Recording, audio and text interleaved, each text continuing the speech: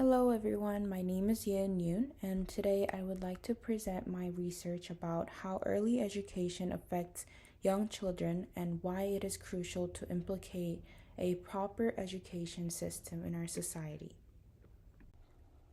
My research process was mostly literature-based, and I found certain examples from education TED Talks, journal or magazine articles to look into case studies and anecdotal evidence, which provided crucial evidence for my research.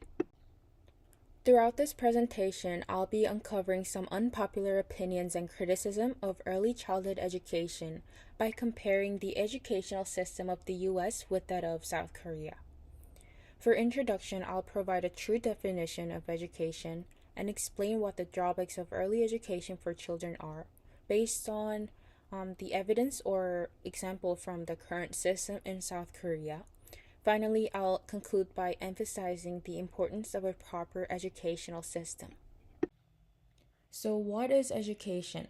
Education is defined as the process of receiving or giving systematic instruction, especially at a school or university.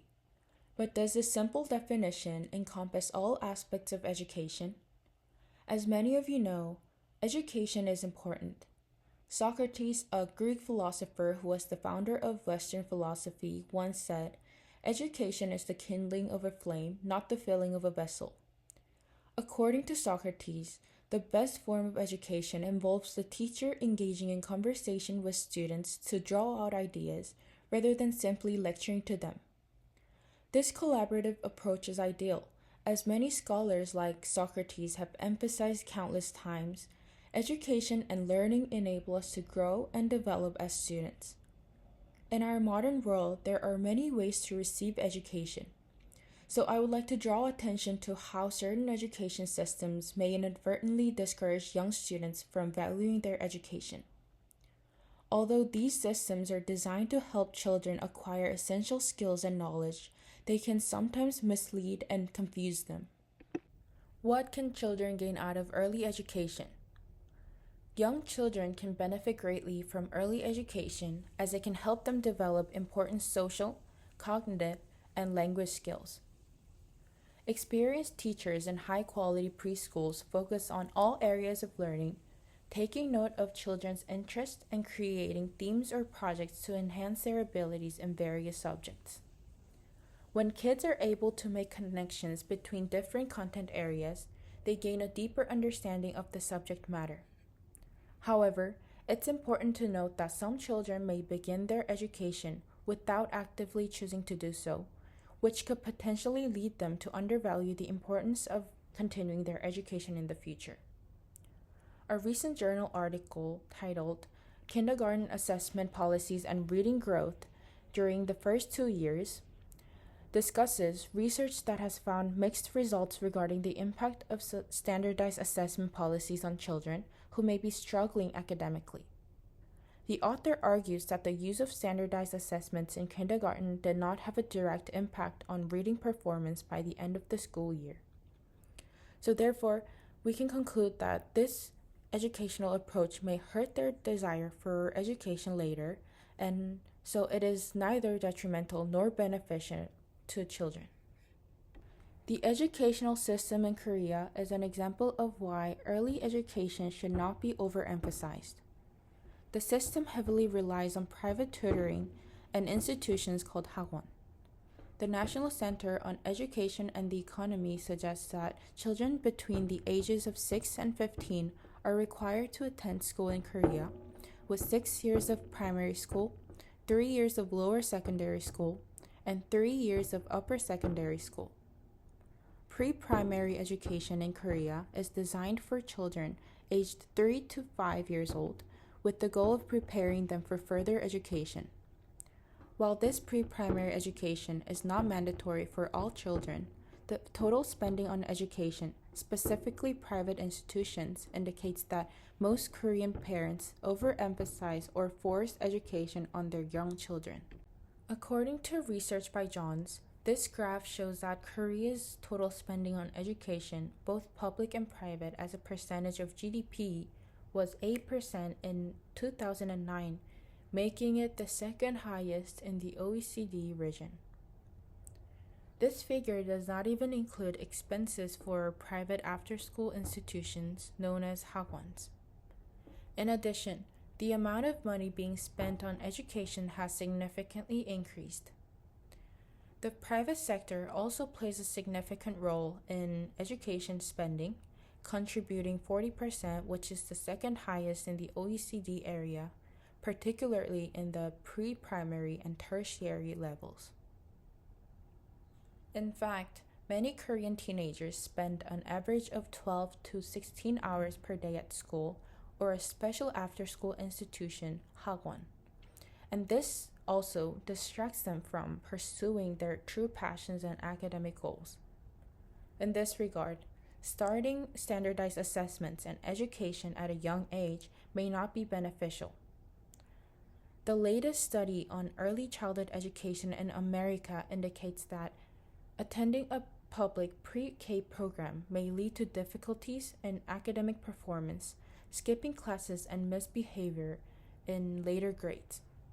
One crucial point to keep in mind is that while early education can have its benefits, an excessive focus on it can have detrimental effects on young children. For one, it can lead to heightened levels of stress and anxiety among them. Additionally, it can also impede their natural creativity, stifling their ability to think outside the box and explore their imaginations. Lastly, there is the potential for negative impacts on their academic performance in later grades, which could ultimately have long-term consequences. Throughout the following slides, I will delve more deeply into each of these potential drawbacks, providing a more comprehensive understanding of how excessive early education can impact young children. As shown in evidence from South Korea's educational system, young children who are exposed to early standardized education are likely to struggle with stress and anxiety. Research has shown that excessive stress can have detrimental effects on the brain development of young children. It is essential for parents to recognize this and take measures to ensure that their children do not take on an overwhelming amount of schoolwork. Prolonged stress can disrupt the formation of the connections and networks that support thinking and learning, which may lead to long-term effects on cognitive abilities. In severe cases, it can even result in permanent changes in the size and structure of the brain. Therefore, it is crucial for parents to prioritize the mental well-being of their children and maintain a manageable workload. Limitations on creativity. Kraft's article, The Limits to Creativity in Education, highlights the resurgence of interest in creativity within education and society since the late 1990s. Promoting creativity now holds a significantly greater emphasis in education, and this is a huge contrast to the government policies of the late 1980s that neglected its importance. There are some people who think that putting young kids in preschool could hinder their creativity. This is because they may rely too much on their teacher for knowledge and therefore limit their thinking. Studies have indicated that 4-year-olds who go to preschool may only consider the information given to them by the teacher, whereas those who do not attend may be more open to exploring different ideas and possibilities. Moreover, from Bernard's research, it was found that those who received early education still did not comprehend how to personalize their learning settings and environments to their unique learning styles. In other words, it is suggested that early education may not be helpful for kids to understand the need to keep learning as they grow older. Also, learning about materials that are not age appropriate may easily cause them burnout, which will lead them to become disengaged in their later education. Research has shown that children who receive an excessive amount of early education are more prone to skipping classes, struggling academically, and exhibiting behavioral issues in later academic years.